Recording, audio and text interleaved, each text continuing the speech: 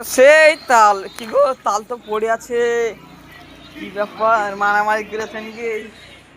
চাচা, এ চাচা, চাচা গো, সে তালের কি খবর? তালের কথা বলিস না বাপ, আমার জীবনটা শেষ করে দিল তালে। তালে রাগে ফেলে দিয়েছি, ওই তাল আর আমি খাবো না, দেখবো না। কি গো ম্যানেজার, তাল ফেললো গানের আগে? বলো একটা।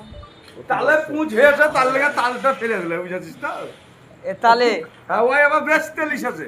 চাষি দেখো এমন চাষি। কটা কেজি বলেছে বা? হ্যাঁ, এটা পুকা হয়ে গেছে, তা কি করবে, আছড়ে ফেলে দিলে সব। কটা কেজি বলেছে? ওই 25 টাকা কেজি দেখছে। হ্যাঁ, লালাই গুলাই পড়ে থাকে।